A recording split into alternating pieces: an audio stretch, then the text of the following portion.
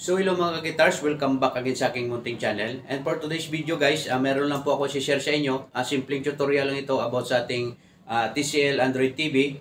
Kung paano po tayo mag-install or mag-download ng apps dito sa ating TCL Android TV. So napakadali lang to, mabilis lang to mga ka-guitars. Sundan nyo lang tong video ko. Mula umpisa hanggang sa dulo para matuto kayo kung paano mag-install or mag-download ng apps dito sa ating TCL Android TV.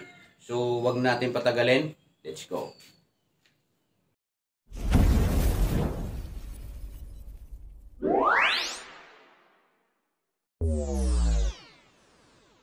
So yan guys, nasa home na po tayo ng ating TCL Android TV. So kung nakikita nyo guys, yan mga nakalagay na apps sa taas yan mga favorite apps ko. So yan guys. So hanapin lang natin guys yung Google Play Store. So yan guys, yun Google Play Store, click natin yan guys para makapag-download tayo ng apps. So yan guys, kung nakikita nyo, nasa Google Play Store na tayo. So pag click nyo yung task guys, mayroon po kayong nakikitang apps at games. Pag click nyo yung games guys, lahat na games ang makikita nyo guys.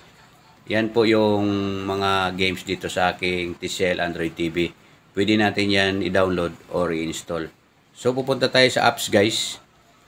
So, mamimili kayo guys dito kung anong gusto nyong apps ang gusto nyong i-download. So, limbawa, search kayo guys ng apps.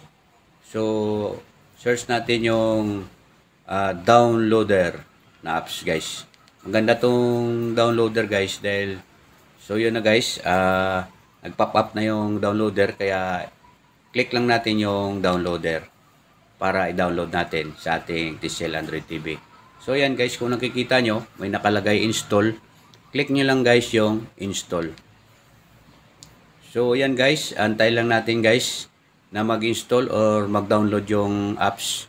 At babalik na tayo sa home pagkatapos yan ma-install para pakita ko sa inyo kung paano i-add sa favorite na apps. So ayan guys, habang ni-install natin yan guys, at kung nanonood ka pa, huwag mo kalimutan i-subscribe ang aking channel and hit the notification bell para updated ka sa mga bago kong upload na video.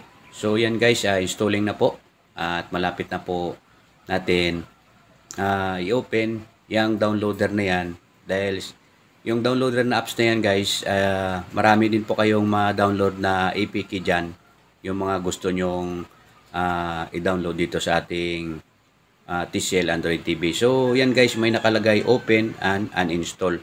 So back na tayo guys sa home ng ating TV. So ito pala guys ang remote ko.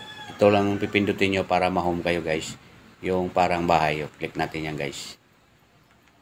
So yan guys, nasa home na po tayo guys. Kung nakikita nyo, hanapin natin yung downloader. Wala dito guys sa mga apps na favorite ko guys. So click nyo yung plus na sign. Yan. Kung nakikita kanyo, select apps. Yan. Yun yung downloader guys na na-download natin kanina sa Google Play Store. So, click lang natin yan guys para ayan, mapunta na doon guys sa favorite apps natin. So, kung gusto nyo guys yung downloader na yan, ilagay doon sa unahan ng inyong mga favorite na apps. So, pihitin nyo lang guys, maigi yung itong okay. Yan. Pihitin nyo guys. Yan. At may nakikita kayong open, move. Click nyo yung move. At mapupunta na yun guys yung downloader doon sa unahan. Kung gusto nyo ilagay sa unahan. So, yun lang guys. Napakadali lang po mag-install at download ng apps dito sa ating TCL Android TV.